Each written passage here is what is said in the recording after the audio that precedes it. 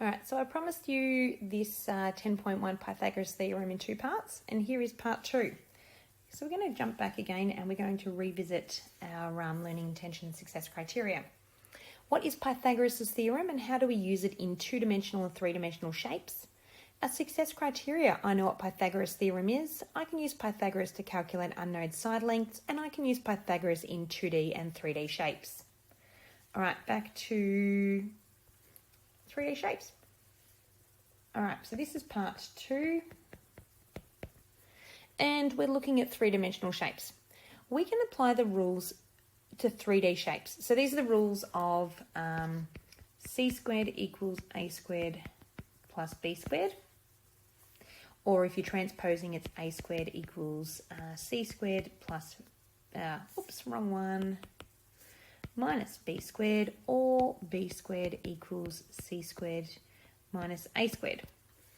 But then if you're looking at a triangle, a square that's got x and x, you know that, and c squared is equal to 2x squared. And from that we can simplify and we can solve for x. That's what we did in the previous thing. Now, each one of these 3-dimensional shapes is really just lots of different 2-dimensional shapes when you break it apart. Or lots of 2-dimensional shapes or triangles. All right, example number 4. So if you're following along in your textbook, I'm looking at page 167 of the Unit 2, Chapter 10, General Maths textbook. So for this ski jump ramp, what is the distance in metres a skier would have to travel if she skied directly up the centre of the ramp? So I'm going to choose a colour that will stand out a bit more. Let's go bright green. So straight up the middle of this ramp is my x value. The whole way, it doesn't matter whether I go up that part of the ramp or I go up this part of the ramp. At the end of the day, I'm going from the ground up to the top of the ramp, and it would be the same length the whole way. So let's keep going. This would be the same length. Hey, and even this side would be the same length the whole way up. So looking at that, we've got our x value in the middle. I can actually move that back and forth, and I've suddenly got myself a triangle. I'm going to draw it in orange. Not a great colour, but hey, it's drawn. You know that it's got the right angle there. Sorry, it's jumping a bit. My apologies. I keep bumping the screen. So I have my 5 and I have my 12 metres. Then I have my unknown x, because all I've done is I'm going to try and choose a bolder colour. I've taken this x here and I've moved him, slid him across it's exactly the same gradient. Nothing's changed. Any point up that ramp is going to be exactly the same length. Just moved into the very edge. Got to be careful he doesn't fall off the ramp though. So we now are able to solve for x. Don't like that blue anymore. Let's go back to that one. So we've got c squared equals a squared plus b squared. Now let's just figure out which value is which.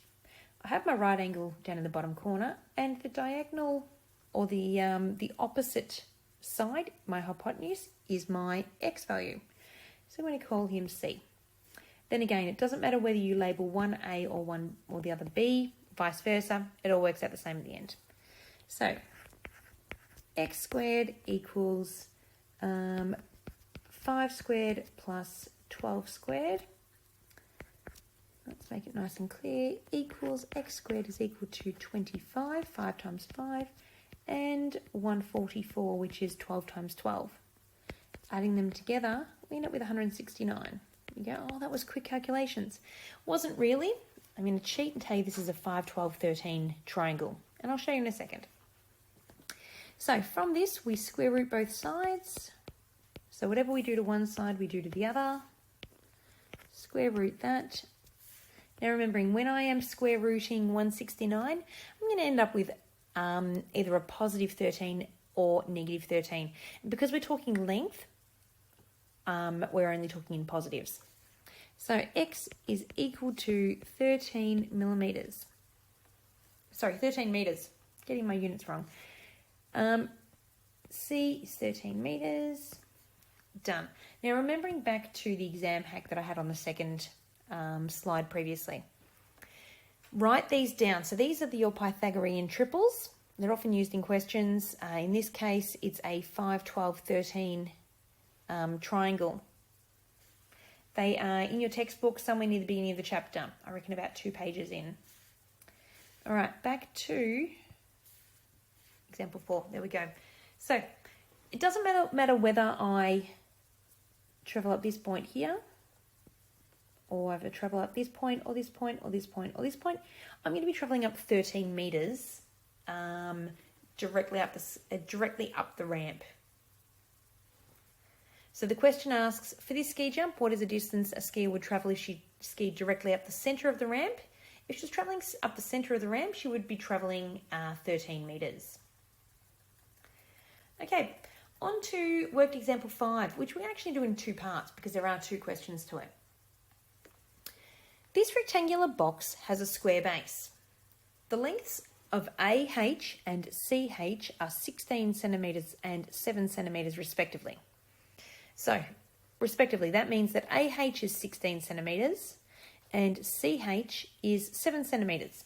I'm going to move to a highlighter for this one so we can really indicate what's what. Part A says find the length of AC correct to 3 decimal places, and Part B says use your answer in Part A to find X, the length of AD, correct to 3 decimal places. Okay, so this rectangular box has a square base. This indicates that all the sides are right angles. We know that a square and a rectangle all have right angles. So every single corner of this box is a right angle. So the lengths of AH, let's find A, and we're moving up to H. The lengths of AH, there we go, is 16 centimetres and CH is 7 centimetres. So part A says find the length of AC correct to 3 decimal places. Make this in blue, there we go. So I now suddenly have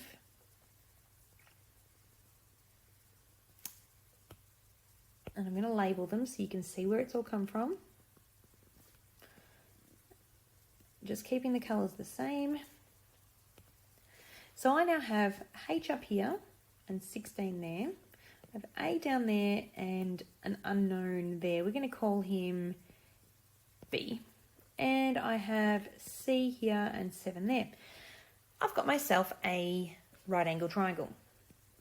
Every single angle in this cube, every single corner in this cube or this box is right angled. So using the formula, I've got to find my unknown B, my right angle, I've got my C value here, and I've got my A. So I'm going to use B squared is equal to C squared minus A squared. And I'm going to keep going with that. B squared, I'm going to keep calling him B because I'm already using X later on, is equal to 16 squared minus 7 squared. 16 squared off the top of my head is 256. I think it is. Sorry, let me just double check that. 16, where's my squared button? Squared 256, awesome. Minus 49 should give me 207.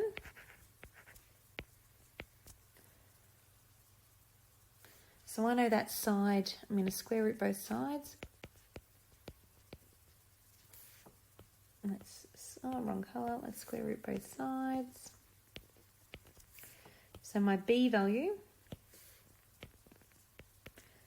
is equal to approximately 14.387 centimetres. So remembering that we're using the unit centimetres up the top there. And it asks for 3 decimal places. So I now know that AC, the length AC, is equal to 14.387 centimetres. All right, so we're going to take that across to the next page. That AC equals 14.387 centimetres. Let's copy that, take that across to the next page. Let's cheat and paste that down. There we go. I know my AC. Remembering my AC was my highlighter. AC is this guy here. There.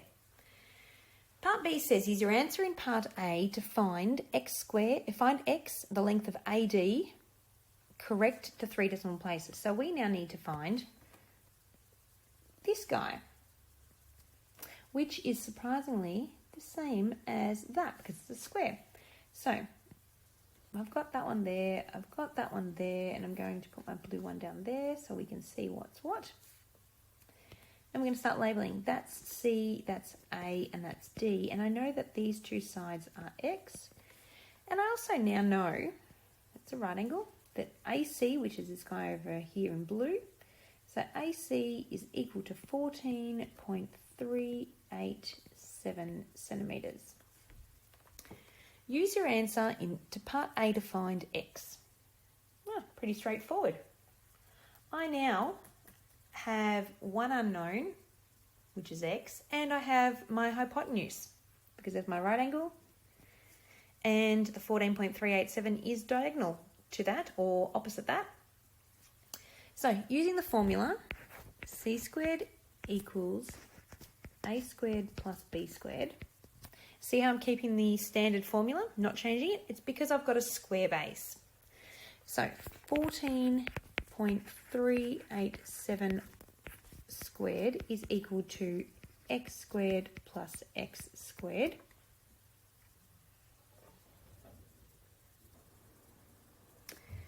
Now, I know from the previous question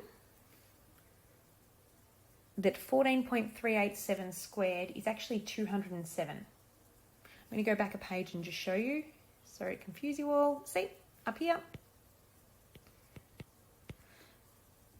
That value of 14.387 is actually the square root of 207. So if I was to square it again, I'd end up with 207. So 207 is equal to, remembering that x squared plus x squared is 2x squared. And now I need to simplify. So we're going to divide both sides by 2. Changing colours again, and I end up with 103.5 equals x squared. To solve for x, we square root both sides again. As you can see, I'm just showing you, I know it's a lot of duplicating that I'm doing, repeating myself, but I'm just showing you step by step what to do. So x is equal to approximately, so I'm doing that little squiggle again, 10.173 centimetres. So again, we want three decimal places. That's approximately 10.173 centimetres. So I can use this same formula because I know those two sides, the first two sides, AH and CH. I can now find any side in this triangle, or any side of this box. Because I found the blue side, which is 14.387. From that, I could find the two pink sides. Being that it's a square base, I know that CD and AD are the same as AB and BC. Once you know two sides of a triangle within a three-dimensional shape, you can pretty much solve any of it. All right, my next video will be 10.2. Thank you.